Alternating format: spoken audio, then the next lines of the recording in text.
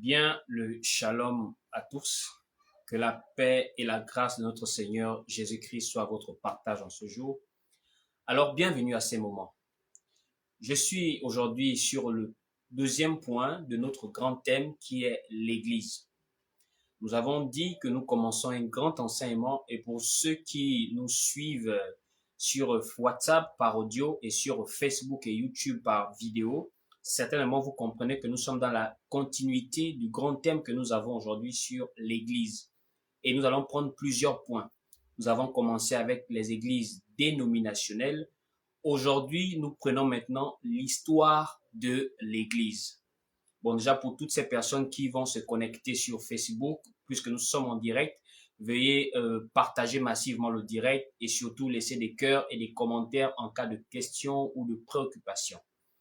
Ainsi, bien-aimés frères et sœurs, vous savez, de nos jours, nous remarquons que plusieurs personnes vont en fait, on va dire en griffe à l'église, sans avoir une grande connaissance de ce qu'ils font, sans avoir une grande connaissance de où ces personnes vont. Bien aimé, vous devez savoir que ce qu'on fait sans connaissance peut être très dangereux en fait pour nous. Je répète, ce que nous faisons sans connaissance, sans véritablement avoir des informations importantes, utiles par rapport à cette chose que nous faisons, nous pouvons faire de graves erreurs. Voici pourquoi vous allez par exemple remarquer, il y a des personnes qui ont souvent donné des témoignages qu'elles se sont énormément affaiblies. Pourquoi? C'est parce qu'elles ont été entraînées dans des enseignements qu'elles ne savaient pas si c'était vrai ou faux. Et lorsqu'elles ont pu comprendre que ce n'était pas la vérité, ces personnes se sont tellement senties déçues, frustrées, blessées, heurtées dans leur sensibilité, que ces personnes sont allées s'asseoir dans des maisons. Bien-aimés frères et sœurs, ce qui arrive aux autres peut arriver à tout le monde, peut nous arriver à tous si on peut ainsi dire. Voici pourquoi le Seigneur peut clairement le dire, que vous connaîtrez la vérité et la vérité vous affranchira. Et même le livre de Timothée, l'apôtre Paul dit à Timothée que la volonté de Dieu est que tout homme soit sauvé et parvienne à la connaissance de la vérité. Parce que le peuple est détruit par faute de connaissance. Le manque de connaissance peut nous amener à véritablement faire des erreurs. Voici pourquoi, bien-aimés frères et sœurs, aujourd'hui, nous allons partager le thème sur l'histoire de l'Église. Nous savons tous que l'Église est officiellement née, l'Église, c'est-à-dire le peuple de Dieu au milieu des nations. L'Église est officiellement née dans les Saintes Écritures, dans le livre de Actes chapitre 2. C'est vrai que quand nous parlons de maison des dieux, cela c'est depuis l'Ancien Testament. C'est-à-dire l'endroit où on adore Dieu, ça n'a pas commencé dans les évangiles, ni dans le livre des Actes des Apôtres. Ça a commencé depuis Genèse, avec par exemple Jacob, qui a dit dans le livre de Genèse chapitre 28, c'est ici la maison des dieux, c'est ici la porte des cieux. Donc la maison des dieux a été souvent sur des hauts lieux où on invoquait Dieu. Ça a été également au temple qui a été construit par Salomon. Vous voyez un peu? Donc Dieu a souvent eu un lieu où il réside, où on l'adorait, où on l'invoquait. C'était par exemple sur des hauts lieux comme Abraham, comme Isaac, comme Jacob. C'était par exemple dans le temple après que Salomon eut bâti ce temple-là. Mais le Seigneur, quand il arrive dans le livre par exemple de Jean chapitre 4, il dit à la femme samaritaine, l'heure vient, et elle est déjà venue, où les vrais adorateurs adoreront le Père en esprit et en vérité. Ainsi, bien-aimés frères et sœurs, quel est maintenant ce parcours de l'Église depuis le premier siècle au temps du Seigneur Jésus-Christ lui-même en la chair et lorsqu'il a laissé les apôtres, quel est maintenant ce parcours de l'Église? Puisqu'aujourd'hui, vous allez remarquer un dimanche, plusieurs personnes ont des Bibles en main, mais ces personnes prennent des destinations différentes, alors qu'elles ont une même Bible qui révèle l'existence d'un seul Dieu et qui nous montre un seul évangile scripturaire, c'est-à-dire écrit. Mais comment plusieurs personnes ayant une même Bible, un seul livre, un seul Seigneur, un même esprit, vont se retrouver à prendre des destinations différentes, vont se retrouver à avoir des enseignements qui leur sont enseignés les dimanches de façon différente? Comment ces personnes vont-elles arriver à se contredire? Alors qu'au premier siècle, nous voyons par exemple le livre de Actes, chapitre 2, au verset 42, il est écrit que ils, au pluriel, persévéraient dans l'enseignement au singulier. Est-ce que nous, aujourd'hui, nous persévérons encore dans un seul enseignement? Qu'est-ce qui s'est passé? Je pouvais d'abord parler sur l'autre point, sur les dénominations, les églises dénominationnelles, parce que, bien aimés frères et sœurs, c'est en fait chronologique. Vous allez beaucoup comprendre, ceux qui ont écouté l'enseignement sur les églises dénominationnelles, vous allez très bien comprendre que l'histoire de l'église est liée avec les dénominations. L'histoire de l'église est liée avec les dénominations. Parce que au fur et à mesure que l'église parcourait la terre, c'est au fur et à mesure que les dénominations sont également nées. Alors, qu'est-ce qui s'est passé, bien aimés frères et sœurs? Vous allez remarquer, lorsque le Seigneur est enlevé au ciel, en l'an 33, au premier siècle, nous voyons cela dans le livre de Actes, chapitre 1er, nous voyons que le Seigneur est enlevé et l'Église reste sur la terre. Et lorsque l'Église reste sur la terre, l'Église, c'est-à-dire les disciples, sont maintenant en attente de la promesse du Consolateur. Dans le livre de Jean, le Seigneur promet le Consolateur, c'est-à-dire le Saint-Esprit, qui viendra conduire les disciples dans toute la vérité. Il viendra convaincre le monde en ce qui concerne le péché, la justice et le jugement. Donc, en attendant ce Consolateur, nous remarquons comment dans le livre des Actes des Apôtres, l'acte chapitre 1er, les disciples sont en train de persévérer dans la prière. C'est même là où ils ajoutent un autre Matthias, un autre apôtre qui remplace Judas. Maintenant, dans le livre de Actes chapitre 2, nous remarquons que les disciples sont toujours dans la prière, c'est-à-dire ils persévèrent dans l'attente de la promesse du Saint-Esprit. Et lorsque le Saint-Esprit arrive, le Saint-Esprit descend maintenant sur l'Église, sur les apôtres, sur les saints qui persévèrent, puisque l'Église, ce n'est pas un bâtiment, l'Église, ce n'est pas une dénomination, l'Église, c'est un peuple qui porte spirituellement le nom de Dieu qui est la parole de Dieu. Donc, c'est un peuple qui persévère dans la parole de Christ. C'est ce qu'on appelle l'Église.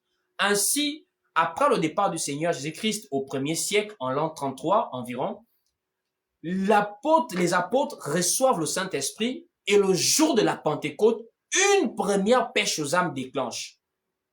Puisque le jour de la Pentecôte arrive avec l'arrivée du Saint-Esprit, il y a manifestation des dons spirituels. Et ce qui s'est manifesté lorsque, par exemple, l'apôtre Pierre a repris la prophétie du prophète Joël en disant que voici ici ce qui a été annoncé par le prophète Joël, que dans les derniers jours, dit Dieu, je répandrai de mon esprit sur toute chair, vos fils et vos filles prophétiseront. Donc, l'Esprit Saint s'est répandu sur tous ceux qui étaient dans la chambre haute, ceux qui étaient réunis ensemble dans la prière, et ainsi, les dons spirituels se sont manifestés. Ce sont les dons spirituels, ce ne sont pas les ministères, puisqu'il y avait déjà les ministères. Pierre était déjà ministre, il était déjà apôtre. Jean était déjà apôtre, Jacques était déjà apôtre. Mais le Saint-Esprit, quand il arrive avec la puissance pour manifester maintenant les vertus de l'Esprit Saint telles que les dons spirituels. Ainsi, ce jour, il y a eu des langues semblables à des langues de feu qui se sont manifestées et il y a eu également une prédication. L'apôtre Pierre et les 11 se présentèrent et ils élevèrent la voix et ils commencèrent à prêcher. Actes chapitre 2 au verset 14. Nous pouvons rapidement lire ce passage. Acte 2 verset 14, il est écrit ici. Alors Pierre, se présentant avec les 11, éleva la voix et leur parla en ces termes. Hommes juifs, et vous tous qui séjournez à Jérusalem, sachez ceci et prêtez l'oreille à mes paroles. Donc ici, l'apôtre Pierre démarre la prédication. Et ce premier jour où l'Esprit se manifeste dans l'Église, l'Esprit Saint, il y a plus de 3000 âmes qui se sont repenties. 3000 personnes qui ont accepté le Seigneur. Et nous pouvons lire cela dans le livre de Actes chapitre 2, au verset 41 à 42. Il est écrit ici, au verset 41, « Ceux qui acceptèrent sa parole furent baptisés, et en ce temps-là, le nombre des disciples s'augmenta d'environ 3000 âmes. » Donc, premier jour de la Pentecôte où l'Esprit Saint arrive, l'Église démarre officiellement, il y a 3000 personnes qui se sont repenties. Alors, comment est-ce que cette Église était? Il faut d'abord connaître l'Église du commencement pour faire maintenant une observation bien exacte de l'Église aujourd'hui de notre temps. Puisqu'on ne peut pas se lever un bon matin, on prend une Bible, on part suivre quelqu'un parce qu'il nous a dit Jésus nous aime. Ça, tout le monde connaît ça. Excusez-moi, bien-aimé. Tout le monde sait que Jésus est bon. S'il faut seulement prendre nos Bibles, prendre de l'argent du taxi, nous habiller pour aller quelque part parce que quelqu'un nous a dit Jésus nous aime, je peux vous le dire, tout le monde est au courant de ça. Même ceux qui sont actuellement en boîte de nuit, ceux qui sont actuellement en train de boire, s'enivrer, ils savent que Jésus les aime. Tout le monde est au courant que Jésus les aime. Ce n'est pas ce qui doit forcément nous amener à l'église parce qu'on nous a dit Jésus vous aime. Ce qui doit nous amener, c'est la comparaison que nous faisons entre l'église du premier siècle et l'église de notre temps. Si ces églises sont encore compatibles, si cette église est pareille que la première église. Parce que la parole nous enseigne de ne pas déplacer la borne ancienne que nos pères ont posée. La parole nous enseigne de ne pas déplacer la borne ancienne que les pères ont posée. Et nous allons lire ce verset, le livre de Proverbes, chapitre 22, au verset 28. Il est écrit ici dans Proverbes 22, au verset 28. Nous allons faire la lecture. Proverbes 22, au verset 28, il est écrit « Ne déplace pas la borne ancienne que tes pères ont posée. » La borne, c'est le fondement. C'est ce qui limite maintenant tout ce que nous devons faire dans la parole. Si nous voyons dans l'église primitive, l'église du premier siècle, par exemple, il y a un nom à une assemblée. Par exemple, on lance le feu. Par exemple, on vend de l'eau et de l'huile. Par exemple, on coupe les démons chaque samedi soir, chaque dimanche matin. Si on a vu ça dans la Bible, dans le livre des Actes des Apôtres, automatiquement, il n'y a pas de problème. On va faire la même chose aujourd'hui. Mais si nous remarquons que dans le livre des Actes des Apôtres, l'église primitive, la première église qui a commencé avec la puissance du Saint-Esprit, si nous voyons comment elle a marché, ce qu'elle a fait et ce qu'elle n'a pas fait, automatiquement nous sommes informés de ce qu'on appelle église avant de prendre nos pieds pour se rendre quelque part où les gens citent le nom Jésus. Parce que le Seigneur pouvait dire dans Matthieu chapitre 24, « Plusieurs viendront sous mon nom disant c'est moi qui suis le Christ et ils séduiront beaucoup de gens. » Satan ne peut pas venir vous dire c'est moi, Satan, adorez-moi.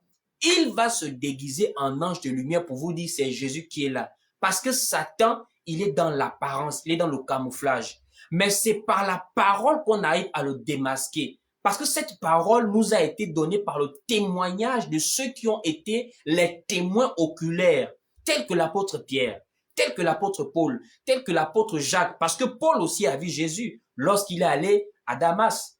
Il a vu Jésus en chemin. Donc lui aussi c'est un témoin oculaire, on peut dire.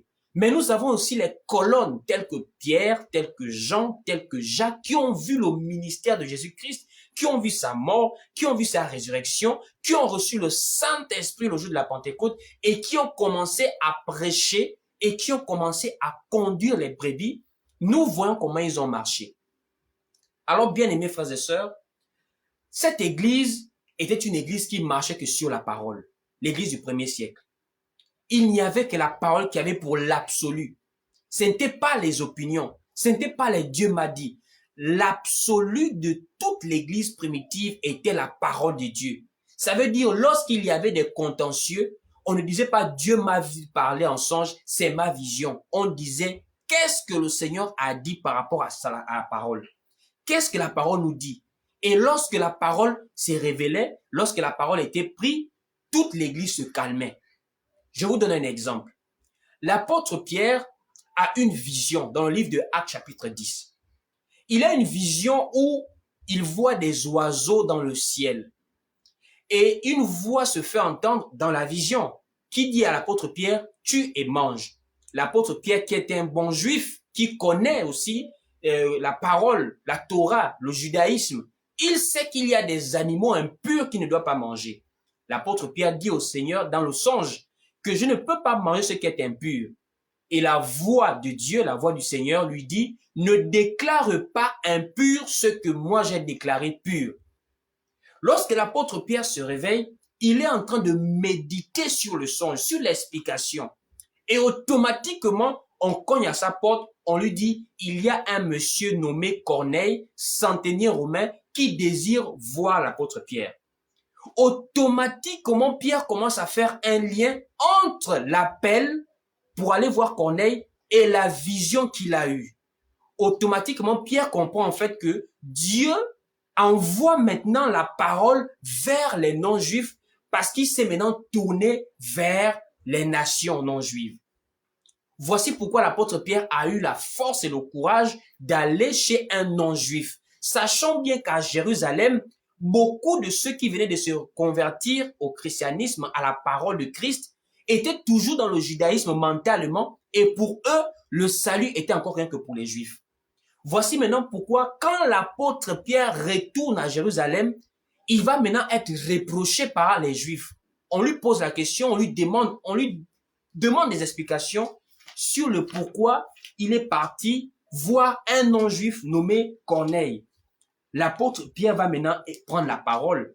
Et l'apôtre Pierre va faire une déclaration fracassante. Il va dire, est-ce que moi, je peux m'opposer à Dieu, vu que Dieu leur a accordé le même don qu'à nous? Le Saint-Esprit était descendu sur Corneille et ses parents et amis intimes lorsque Pierre prêchait. Ainsi, Pierre a réalisé que de la même manière le Saint-Esprit était descendu sur eux le jour de la Pentecôte, le Saint-Esprit pouvait aussi descendre chez les païens. Voici pourquoi l'apôtre Pierre a dit, à ce niveau, moi, je ne pouvais pas me poser à Dieu. En un mot, il faisait comprendre que la parole de Dieu devait être l'absolu. Ce n'était pas les émotions, ce n'était pas les sentiments, ce n'était pas les « moi Dieu m'a dit », c'était ce qui est écrit. Et nous allons lire ces passages. Actes, chapitre 11, à partir du verset 14, à partir du verset 15.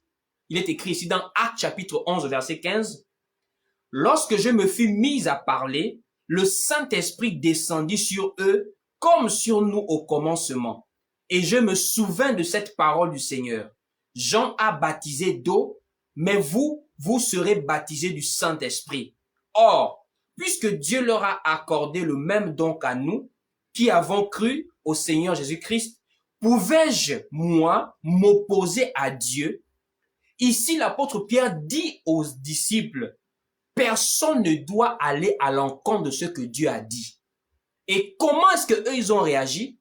Au verset 18, après avoir entendu cela, ils se calmèrent et ils glorifièrent Dieu en disant, Dieu a donc accordé la repentance aussi aux païens afin qu'ils aient la vie. Donc ici, nous comprenons que l'Église primitive, par cet exemple que je viens de prendre sur l'apôtre Pierre et Corneille avec les Juifs de Jérusalem, nous comprenons que la première caractéristique qui montrait comment l'Église primitive marchait, c'est que c'était l'absolu des paroles qui conduisait l'Église.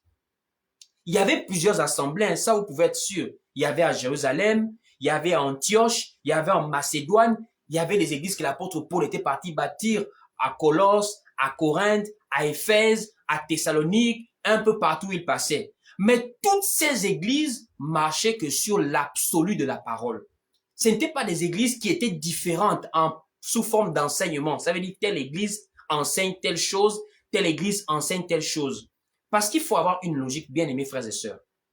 Comment est-ce que des gens qui ont un même manuel scolaire vont avoir des théories différentes? C'est comme on a un même livre de mathématiques, mais on interprète, on fait des calculs de diverses manières, de 10 manières, de 20, 30 manières différentes, alors que ce livre ne nous montre qu'une seule manière, qu'une seule méthode.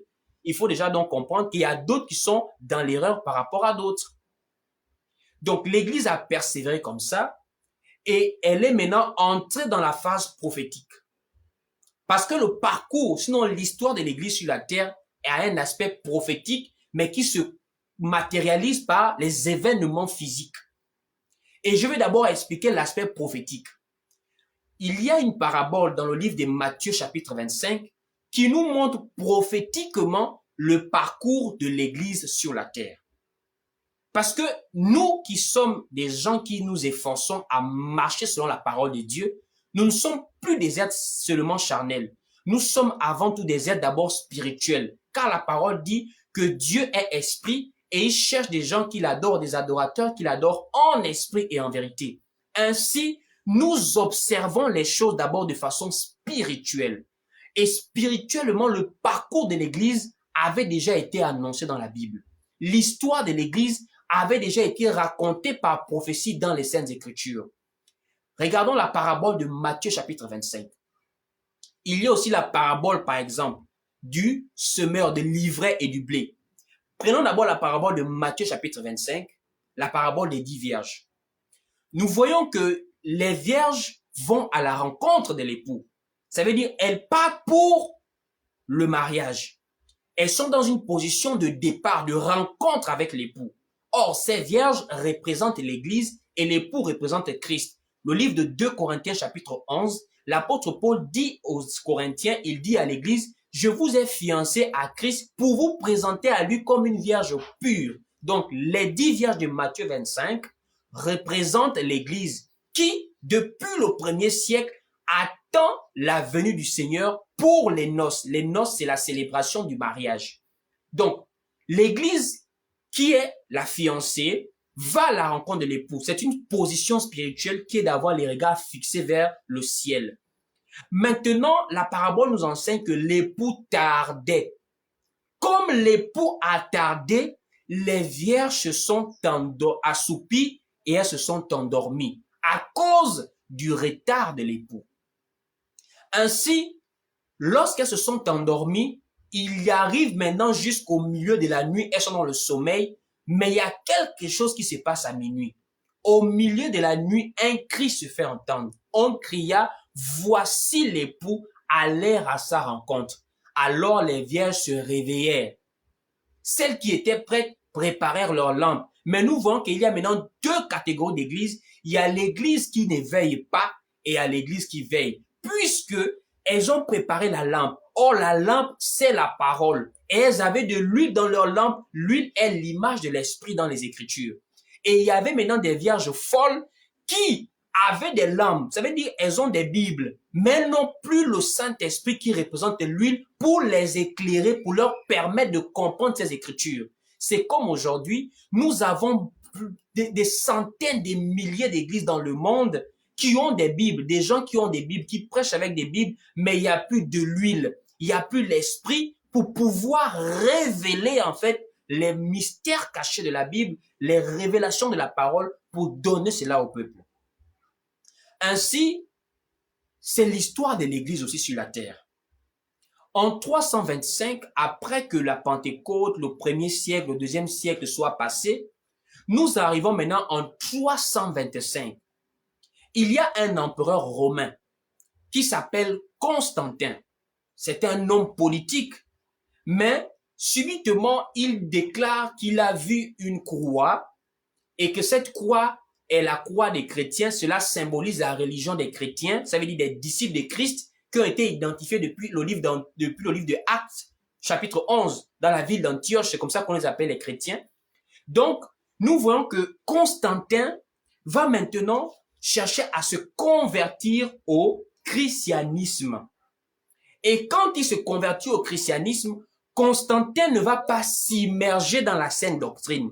Constantin ne va pas chercher la révélation de la parole. Constantin va maintenant chercher à consolider le royaume romain, l'empire romain, par la religion et par la politique. Ainsi, il fait maintenant du christianisme une religion d'État à Rome. Ce n'est pas que c'est le christianisme qui a un problème. C'est comme vous pouvez prendre un couteau.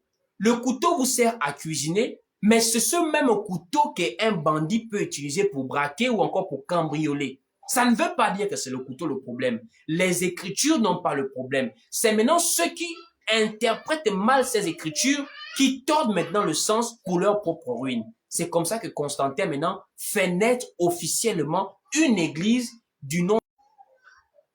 C'est là où les dénominations aussi ont commencé. Voici pourquoi je pouvais dire l'histoire de l'église est liée avec les dénominations. Parce que la première d'entre elles, la toute première dénomination dans le christianisme, c'est l'église catholique romaine. Et lorsque le christianisme devient une religion d'État, c'est maintenant à ce moment qu'il fait maintenant naître l'église catholique romaine. Et c'est à ce moment maintenant qu'il commence à créer tout un ensemble de dogmes.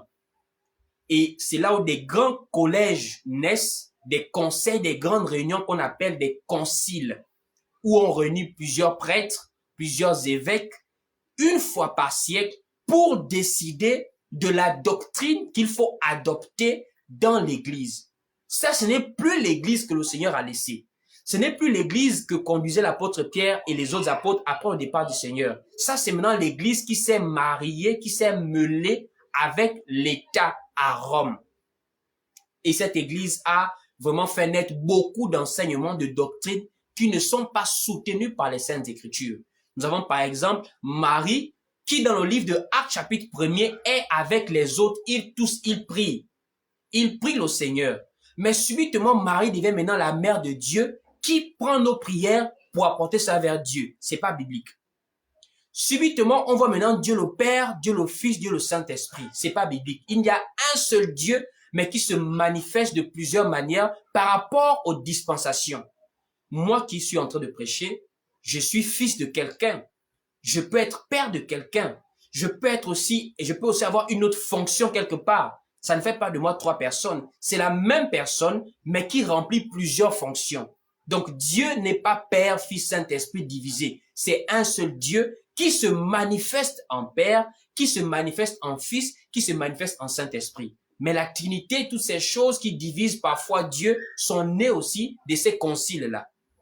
Nous avons par exemple des conciles, je vais aller très vite, nous avons par exemple des conciles assez emblématiques, comme le concile de Latran, qui amène le célibat des prêtres.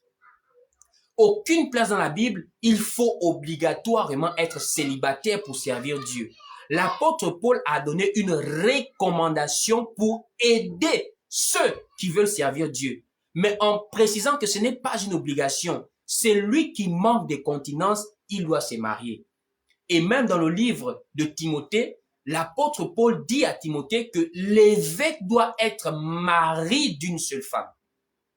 Mais les évêques ou encore les archevêques de l'Église catholique romaine sont des célibataires obligés. Donc c'est la première dénomination qui est là et ça représente déjà le sommet de Matthieu 25. L'époux tardait, elles se sont assoupies, elles se sont endormies. Le sommet spirituel représente l'éloignement d'avec la parole de Dieu. Ainsi, cette église catholique romaine a fait des siècles comme ça, avec vraiment du paganisme, beaucoup de choses, la vente des indulgences, l'invention du purgatoire, les messes des requiem, beaucoup de choses, jusqu'au XVIe siècle, en 1500. En 1517 à 1521, nous remarquons l'essor d'un prêtre, d'un moine catholique, plutôt, c'était un moine catholique qui s'appelait Martin Luther. C'était un catholique à la base. Et en Europe, il y avait eu une grande peste, une maladie, une pandémie qui a décimé l'Europe. Et Martin Luther a décidé que si Dieu le préservait, Dieu le sauvait de cette pandémie, il donnerait sa vie à Dieu, il se consacrerait à Dieu. Et il fut préservé, il n'est pas mort. Ainsi, Martin Luther fait maintenant un vœu de foi, un vœu, une vocation de servir Dieu. Martin Luther va maintenant au couvent. Il a passé par exemple par chez les jésuites, il est passé par là-bas, où on faisait vraiment des pénitences difficiles, hein. Il se mortifiait beaucoup. Donc Martin Luther a donné toute sa vie à la religion. Mais lui, comme il était dans le clergé, il était moine, il était dans le service catholique, il avait l'accès à la Bible en fait. Et en lisant la Bible, Martin Luther faisait des découvertes vraiment étranges par rapport au dogme catholique et par rapport à ce qui est écrit. C'est là d'où Martin Luther est envoyé à Rome, puisqu'il était à Wittenberg, dans une petite bourgade de la Germanie à l'époque. C'est en Allemagne en fait. c'était l'empire germanique, puisque c'était dans l'empire romain, mais il y avait les principautés, donc lui, il était dans le côté empire germanique. Et on l'envoie maintenant de Wittenberg pour se rendre maintenant à Rome, pour aller visiter la ville sainte, la ville où, soi-disant, on a enterré les ossements de Pierre. Donc, il va visiter maintenant la basilique Saint-Pierre, où le pape réside avec tout le grand clergé catholique. Quand Martin Luther se rend à Rome, Martin Luther va maintenant être choqué, surpris de ce qu'il constate est totalement différent avec ce qu'il lit dans la Bible, dans les Saintes Écritures. Martin Luther voit que l'évangile déjà est gratuit. Mais il remarque que dans le clergé catholique à Rome, on vend les indulgences, on vend le paradis, il y a le purgatoire, il y a les messes des requiem, des choses qui ne sont pas bibliques. Martin Luther va encore remarquer que les prêtres sont obligés de rester célibataires, alors que dans la Bible, il n'y a aucune obligation pour être célibataire, pour servir Dieu à être célibataire. Celui au contraire même qui est évêque doit être marié en fait. Ainsi, il a remarqué beaucoup de choses qui ne cadraient pas avec les Saintes Écritures. Martin Luther décide maintenant de faire ce qu'on appelle une réforme. C'est ce qu'on appelle la réforme protestante. Et cette réforme a plus de 95 thèses. Et Martin Luther retourne maintenant à Wittenberg, dans la paroisse où il exerçait. Et il va maintenant aller coller 95 thèses. C'est-à-dire les réformes, tout ce qu'il a noté qui ne sont pas bien dans l'église catholique, qu'il veut maintenant réformer. Il ne voulait pas quitter de l'église catholique. Il voulait réformer l'église. Ça veut dire ramener la parole comme étant l'absolu dans l'église. C'est là où il va maintenant coller les 95 thèses aux portes de l'entrée de l'église de Wittenberg.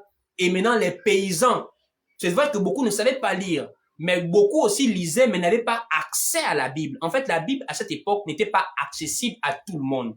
C'était seulement accessible aux rois, aux princes, aux bourgeois, ça veut dire aux hommes riches de la société et au clergé catholique. Ainsi, quand Martin Luther colle les 95 thèses, le peuple se met à lire et à prendre connaissance de ce qui est écrit par rapport à ce qui est pratiqué dans la religion catholique romaine. C'est là d'où maintenant, il y a maintenant un mouvement de révolte dans l'Empire, à Rome là-bas et dans la principauté germanique, à Wittenberg et un peu partout dans l'Empire romain. C'est là d'où maintenant le protestantisme est officiellement né. En réalité, il n'y a pas d'église protestante au départ. En réalité, le protestantisme est un mouvement qui se révolte par rapport au catholicisme romain parce qu'il y a des choses dans le catholicisme qu'elle dit que ce n'est pas biblique. Et c'est là d'où maintenant Martin Luther est chassé de l'église catholique, il est excommunié, on le traite maintenant d'hérétique et on cherche maintenant à le faire mourir. Mais grâce à Dieu, Martin Luther était protégé par certains responsables aussi, comme le prince de Saxe et beaucoup d'autres, qui ont protégé Martin Luther, ce qui lui a permis de faire la réforme et de vraiment impulser ce mouvement dans tout l'Empire romain qui est arrivé jusqu'en Europe occidentale. Par exemple, en France, nous voyons d'autres réformateurs qui ont pris le flambeau, à l'exemple de Ulrich, à l'exemple de Jean Calvin en France. Nous voyons en Suisse Ulrich Zwingli. Nous voyons en Grande-Bretagne Paul Wesley. Donc, il y a eu beaucoup de réformateurs qui ont profité, qui ont pris le flambeau de la réforme protestante. Et c'est là où maintenant, il y a eu maintenant la guerre des religions en Europe. Donc, la guerre des religions en Europe est une guerre principalement qui opposait les catholiques, sinon le clergé catholique, aux protestants qui suivaient la réforme protestante de Martin Luther. Et beaucoup de personnes sont mortes, des milliers, voire même des millions de personnes sont mortes à cause de l'inquisition que faisait le catholicisme romain. On tuait, on brûlait au feu, on pendait ceux qui voulaient sortir de la religion catholique. Donc, il y a eu beaucoup de morts. Voici pourquoi maintenant, il y a maintenant ce qu'on appelle l'exode. Les gens ont commencé à fuir massivement l'Europe, principalement les protestants. Et cela coïncidait aussi avec on va dire la découverte du Nouveau Monde. Même si je n'aime pas trop ce terme découverte, on va dire comme ça. Quand Christophe Colomb et beaucoup d'explorateurs arrivent maintenant aux États-Unis ou encore en Amérique à l'époque, ils découvrent maintenant de nouvelles terres, un nouveau continent, le Nouveau Monde. C'est là où maintenant en Europe, il y a maintenant des premières colonies de peuplement qui quittent de l'Europe, qui vont maintenant coloniser maintenant les Amériques. Là-bas, c'était les Indiens qui étaient là-bas. En réalité, ce ne sont pas des découvertes, vu qu'il y avait des peuples qui vivaient. Bon, on va dire comme ça, ils sont partis, ils ont aussi fait la guerre à ces peuples indiens. Et comme ils avaient des armes et de la technologie, ils ont pu assujettir les peuples indiens. Et ils ont maintenant ouvert l'Amérique à tous les colons qui voulaient arriver en Amérique. C'est là d'où maintenant beaucoup de réformateurs du protestantisme qui fouillaient la persécution catholique en Europe sont maintenant venus se réfugier dans le Nouveau Monde, en Amérique. C'est là d'où maintenant l'Amérique est devenue le berceau du protestantisme, l'Amérique du Nord, c'est-à-dire les États-Unis, parce que l'Amérique du Sud est majoritairement catholique. Mais l'Amérique du Nord, c'est le berceau du protestantisme et c'est de là-bas d'où les autres mouvements sont nés. À l'exemple des mouvements méthodistes, nous avons aussi des mouvements évangéliques qui sont nés. Il y a quelques siècles là, au 19e siècle, au 20e siècle, il y a eu des grands mouvements de réforme puisque le protestantisme aussi s'est affaibli. Ce qu'ils ont reproché au catholicisme, eux aussi ils ont commencé à retenir dans ces choses parce qu'ils remarquaient qu'ils étaient négligés dans la société. Ils remarquaient que le catholique a des subventions de l'État, mais eux, ils n'ont pas de subventions de l'État. C'est là d'où ils ont maintenant cherché à également aussi se formaliser. Ça veut dire accepter de faire certains compromis. Et de là d'où maintenant, d'autres réformateurs aussi sont sortis du protestantisme. On nous voit par exemple les évangéliques qui sont sortis de la luxure du bâtiment, des partenariats avec l'État, des subventions. Le plus important pour les évangéliques, c'était d'aller et de prêcher la parole dans des villages, dans des carrefours. Ils ne se préoccupaient pas de l'évangile de la prospérité. C'était le salut des âmes qui leur importait. Mais les évangéliques également se sont beaucoup compromis également comme les protestants. Et de là d'où maintenant, nous avons vu les pentecôtistes aussi. Les pentecôtistes qui sont revenus avec le don du Saint-Esprit, les miracles, les dons spirituels qui ont impacté les États-Unis. Avec certains grands prédicateurs américains, nous avons par exemple, beaucoup en tout cas, vous pouvez chercher sur Internet. Et maintenant de là, apprend également que le pentecôtisme aussi est tombé dans la noirceur parce qu'aujourd'hui, bien aimés frères et sœurs, quand nous parlons d'église pentecôtiste, c'est une église qui est à la limite très mystique. Tellement ils sont rentrés dans les choses mystiques, les dons spirituels, ils ont maintenant viré à la sorcellerie et au mysticisme. C'est de là d'où maintenant est sorti un autre mouvement que nous connaissons tous aujourd'hui, qui est le mouvement des réveils. Le mouvement des églises de réveil. Alors, bien aimés frères et sœurs, ce mouvement avait pour vertu au départ de véritablement revenir à la parole, de revenir à la simplicité de l'évangile. Mais malheureusement, ce mouvement d'église des réveils est même pire que les autres mouvements avant elle. Parce que le mouvement des églises des réveils a poussé le bouchon loin par rapport à la fausseté. Aujourd'hui, on a maintenant un évangile, par exemple, du retour à l'envoyeur. Ça veut dire vraiment ce que le Seigneur a interdit dans le livre de Luc chapitre 9, où les disciples ont voulu lancer le feu, le Seigneur les a réprimandés en disant, vous ne savez de quel esprit vous êtes animés. Et on peut vérifier ce passage, c'est important pour ceux qui écoutent sur WhatsApp et ceux qui regardent sur Facebook et qui vont regarder sur YouTube. Luc chapitre 9, dès le verset 51, nous allons lire. Luc 9, verset 51, il est écrit ici. Lorsque le temps où il devait être enlevé du monde approcha, Jésus prit la résolution de se rendre à Jérusalem. Il envoya devant lui des messagers qui se mirent en route et entrèrent dans un bourg des Samaritains pour lui en préparer un logement. Mais on ne les reçut pas parce qu'ils se dirigeaient sur Jérusalem. Les disciples Jacques et Jean, voyant cela, dirent, « Seigneur, veux-tu que nous commandions que le feu descende du ciel et les consume ?» Jésus se tourna vers eux et les réprimanda en disant, « Vous ne savez de quel esprit vous êtes animés, car le Fils de l'homme est venu non pour perdre les âmes des hommes, mais pour les sauver. » Et ils allèrent dans un autre bourg. Des gens ont voulu lancer le feu et le Seigneur les a réprimandés en disant, « Le Fils de l'homme est venu non pour perdre les âmes, mais pour les sauver. » Mais vous ne remarquez pas que quand on parle du combat spirituel, cette doctrine du combat spirituel contredit totalement ce verset-ci. Le Seigneur dit de ne pas lancer le feu, mais les églises dérivées aujourd'hui ont la doctrine du retour à l'envoyeur. Ça veut dire on lance le feu aux sorciers, on lance le feu aux démons, mais le sorcier à qui tu lances le feu, il peut se repentir si tu pries pour lui. Regardez l'apôtre Paul. Quand l'apôtre Paul persécutait l'église, Pierre était apôtre. Jacques était apôtre. Mais ils n'ont pas réuni les saints dans une assemblée, dans une réunion pour dire on va lancer le feu à l'apôtre Paul. Ils savaient que c'est un esprit qui l'embête, c'est l'ignorance. Mais s'il rencontre le Seigneur, il peut devenir un instrument de Dieu. Et c'est que Paul est devenu un instrument de Dieu qui aime travailler plus que les autres apôtres. Ça veut dire les gens à qui vous lancez le feu là, mais ce sont des gens qui peuvent se repentir, ce sont des âmes du Seigneur. Donc vous voyez que les églises de réveil sont devenues pires même que l'église catholique, même que l'église protestante. Il y a le lanceur, il y a le lancer le feu, il y a le retour à l'envoyeur, il y a maintenant ce qu'on appelle du paganisme dans l'église. Des gens qui mettent des chansons mondaines, des instrumentales mondaines, des œuvres de l'esprit de mondain pour mettre des paroles de Jésus soi-disant et dire qu'on peut danser ça à l'église. On s'habille comme on veut à l'église. Le parler en langue n'est même plus enseigné selon la parole de Christ. Tel le monde est débordement.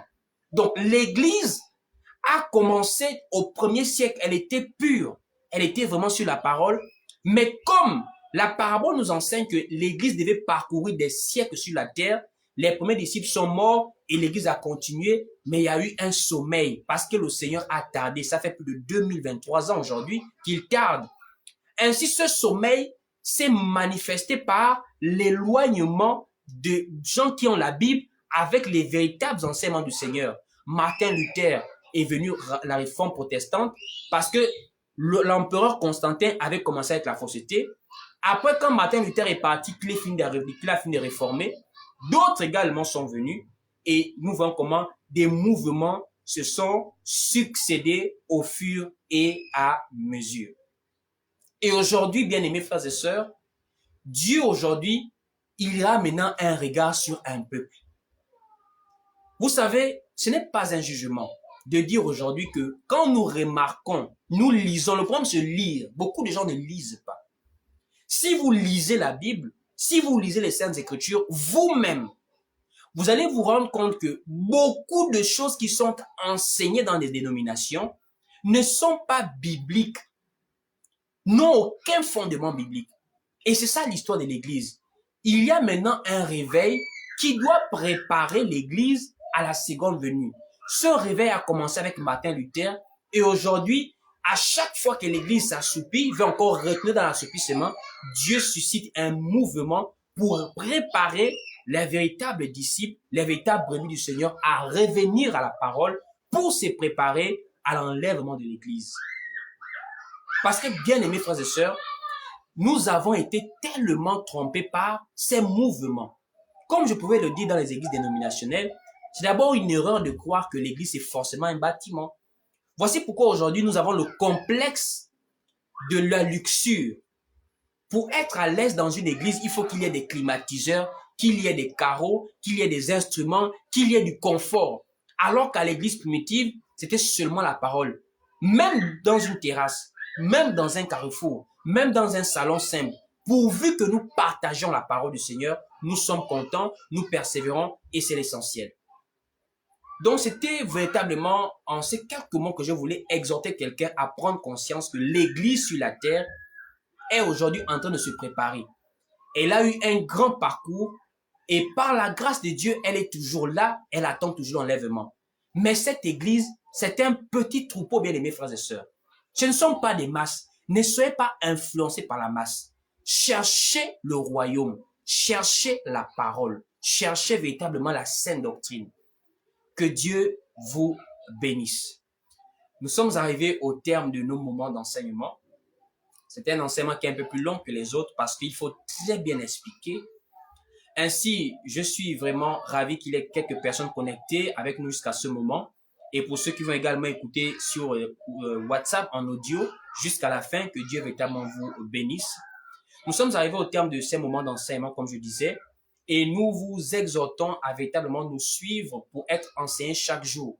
Nous avons également une assemblée en ligne, un groupe, une église en ligne, c'est possible aujourd'hui parce que par rapport à la distance et la capacité que nous avons à communiquer à distance, nous pouvons aujourd'hui nous réunir en ligne. La Bible nous enseigne que là où 2 ou 3 se réunissent ensemble, il est au milieu d'eux.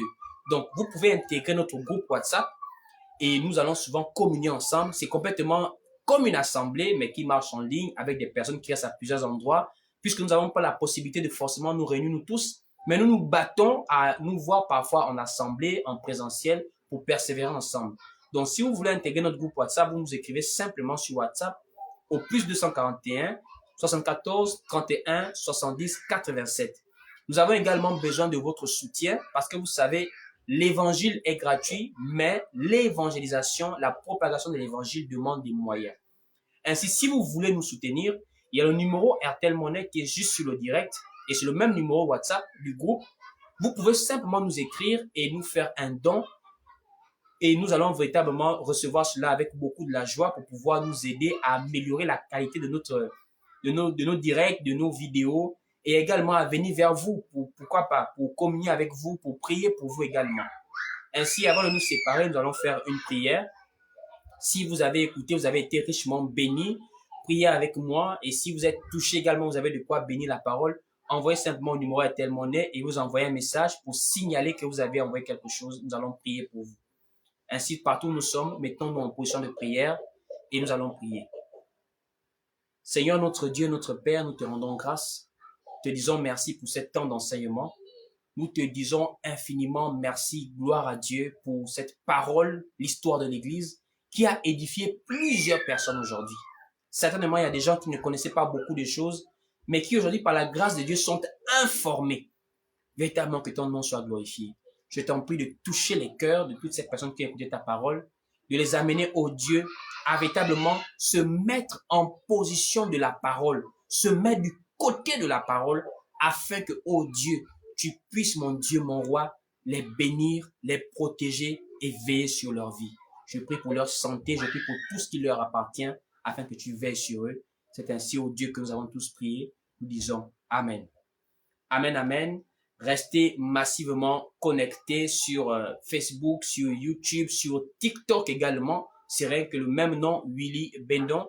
Nous sommes également sur WhatsApp. Partagez massivement cet audio et nous nous voyons demain par la grâce de Dieu pour un autre enseignement. Shalom, shalom à tous.